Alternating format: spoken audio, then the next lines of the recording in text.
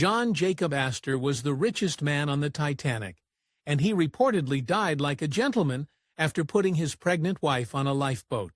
But the truth about his last moments is so much darker. Born into one of the wealthiest families of the Gilded Age, John Jacob Astor IV got dealt the best hand one can receive. But this 19th-century Nepo baby soon proved he had the wit and cunning to compete with the big boys of the business world, until his life was cut short by a symbol of the very decadence that defined his existence in the first place.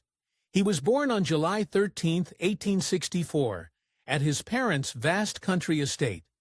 He was the youngest child and only son of socialite Caroline Schermerhorn and William Backhouse Astor Jr. John's father, born into privilege like his son, was not ambitious, instead dedicating his life to leisure, luxury, and racehorse breeding. His status as an Astor allowed nothing less. John was the youngest of 5 children, and he and his 4 older sisters fit the textbook definition of kids born with silver spoons in their mouths. At the time of his birth, the Astors were one of the wealthiest families in the United States.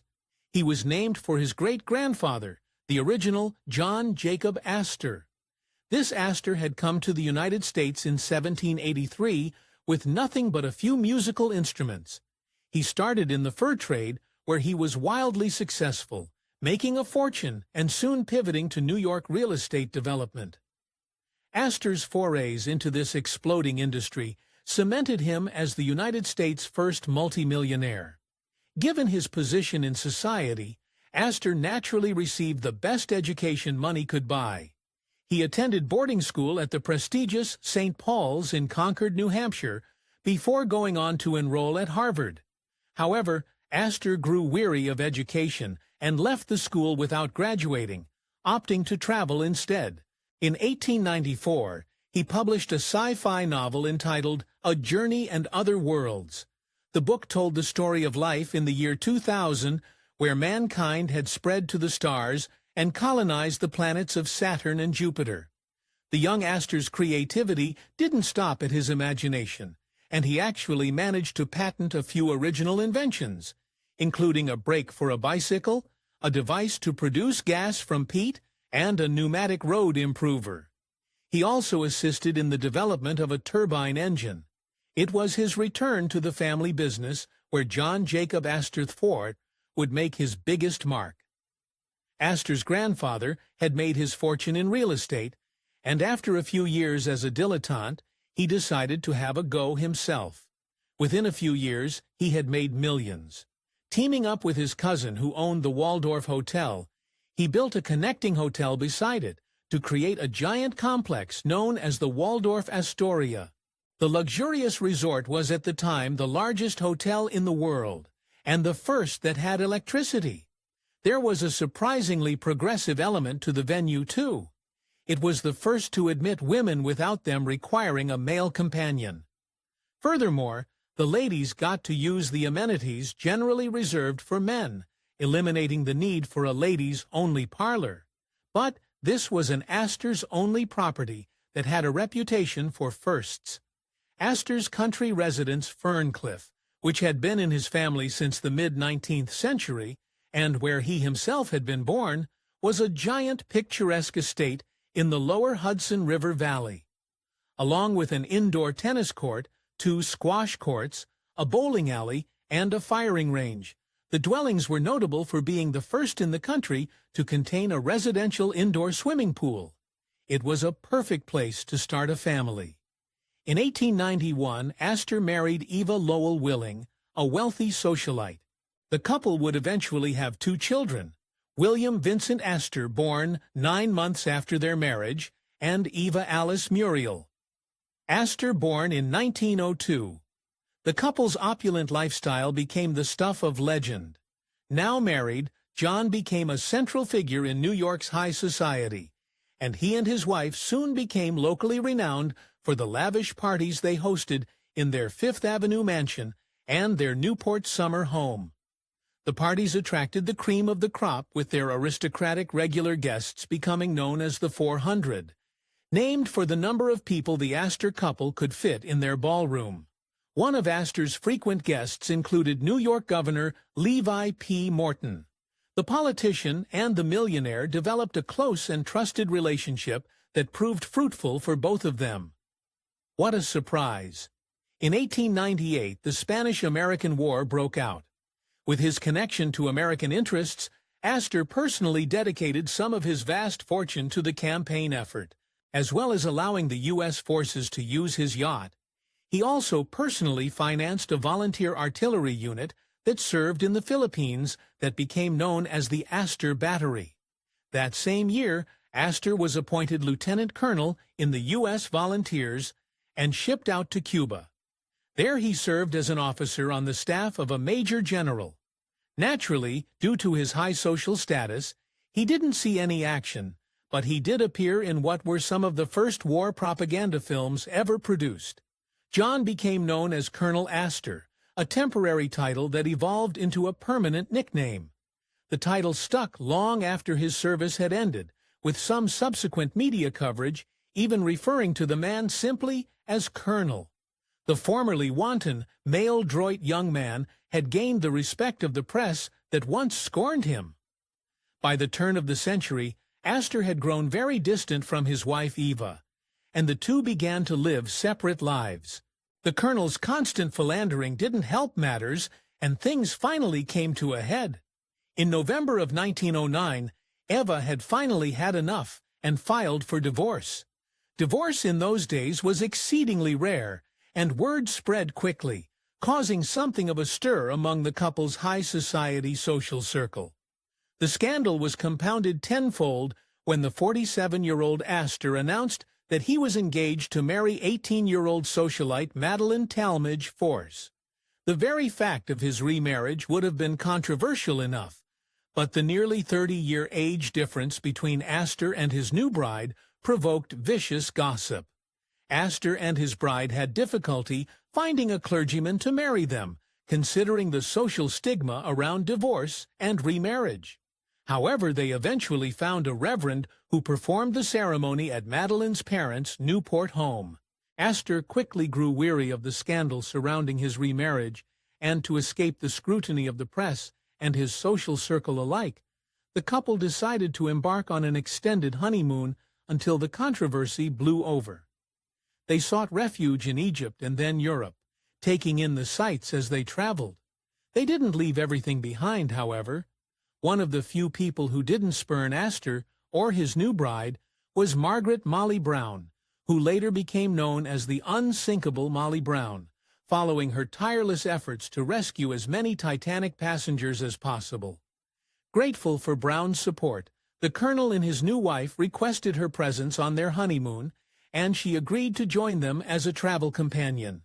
In early 1912, several months after their wedding, Madeline became pregnant while she and Astor were still traveling. The couple decided they wanted their child born in the U.S., and they were going to travel home in style. Astor and his wife booked passage to New York on the RMS Titanic. They arrived in Liverpool just in time to embark on the ship's long maiden voyage across the Atlantic, and the Astors naturally traveled first class. They had the privilege of occupying one of the Titanic's most opulent suites. They had brought their dog with them, the confusingly named Kitty. An Airedale breed, the couple were deeply fond of their pet and kept a watchful eye on her during the voyage, as they had previously lost her in Egypt, which caused much distress in the hours before she turned up again. After that debacle, Astor was pretty confident they'd have no bad luck from here. Astor was fascinated by the Titanic and the reputation that preceded it. He would often rattle off statistics about its construction, and on one occasion is reported to have uttered those well-known cursed words, "She's unsinkable, a modern shipbuilding miracle." On April 14, 1912, mere hours before tragedy would strike, Astor attended an opulent dinner party in the ship's B-deck restaurant. Also in attendance was the ship's captain, Edward J. Smith. He and Astor reportedly talked and joked together and had established a rapport. This entitled him to an inside scoop, but maybe he would have preferred not to know. At approximately 11:40 p.m. on the night of April 14th, the Titanic struck an iceberg 400 miles off the coast of Newfoundland. Astor, who was playing cards at the time, heard the deafening sound from above deck and sought out a status report from the captain. The captain advised him to wake his wife, as they may have to board the lifeboats. The clock had begun to tick.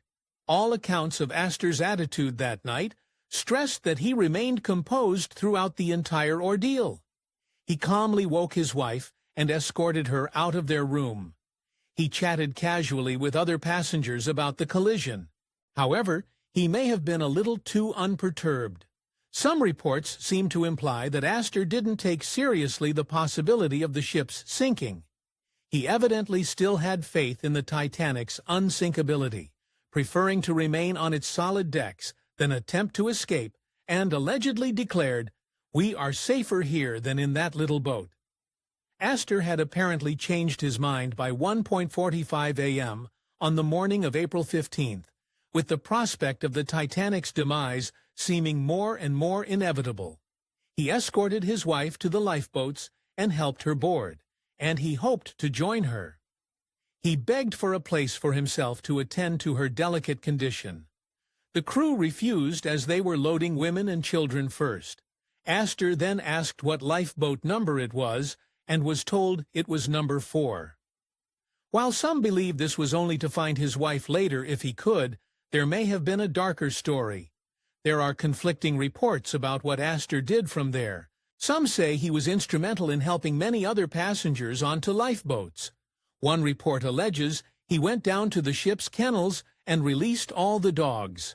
Indeed, many have claimed to have seen dogs running around the Titanic's decks as it sank. The last reported sighting of Astor claims he was smoking in the first-class lounge. Nonetheless, and despite Astor's coming in, there's a chilling fact at play. Even with the much-touted women and children first policy on the Titanic, in the end, the mortality rate for third-class children was higher than for first-class men. The Titanic sank at 2:20 a.m. Of Astor's party, his wife, her nurse, and her maid all survived. Astor's valet and his dog Kitty did not. John Jacob Astor never made it off the ship either. The subsequent search for survivors soon became a search for bodies. Astor's body was recovered a week later. He was identified by the initials JJA sewn into his jacket and an engraved pocket watch. His remains were buried at Trinity Cemetery in New York. There have been many conflicting reports about the condition of Astor's remains, ranging from probable to completely dubious. Some have claimed his body was found in a crushed condition, sparking rumors he got flattened by the Titanic's falling funnel. Others dispute this, saying the body was found in a well-preserved condition. It didn't matter to his family. Astor's son Vincent restored the pocket watch found with his father's remains and allegedly carried it with him everywhere. Astor had left the United States to escape the scandalous headlines in the press, but ironically, it was the headlines where he ended up once again. Upon news of his death, Astor's name made it into many of the front-page reports of the Titanic disaster as one of the most prominent passengers on board. He was far and away the richest passenger, and indeed one of the richest men on earth at the time of his death. The day he died, he had a net worth of $87 million, which, adjusted for inflation, is the equivalent of $2.75 billion today. Astor's well divided up his vast fortune between his new wife, daughter, and unborn son, but his eldest son, Vincent, received far and away the biggest share, inheriting $69 million of his $85 million estate, as well as the family's country estate and his father's yacht. Vincent would end up using most of his inheritance for philanthropy, funding many New York public works, housing, and services. Madeline Astor gave birth to a healthy baby boy 4 months after the sinking of the Titanic. She named him John Jacob Astor VI in honor of his father. He later became known as the Titanic Baby due to his affiliation with the disaster. John Jacob Astor IV was immortalized in James Cameron's 1997 blockbuster Titanic. He received another touching portrayal, too. In April 2012, 100 years after the sinking of the ship, a production of the Titanic Broadway musical debuted in Burlington, Vermont. The role of John Jacob Astor was played by none other than the man's great-grandson, Gregory Todd Astor. It was a fitting tribute to a man who owed all his fortune in life to the great men that made his family. Thanks for watching History Expo Z. If you love uncovering the best stories in history, hit like and subscribe to keep exploring with us. Don't forget to visit our main page, Factor Nate, for more incredible facts about everything.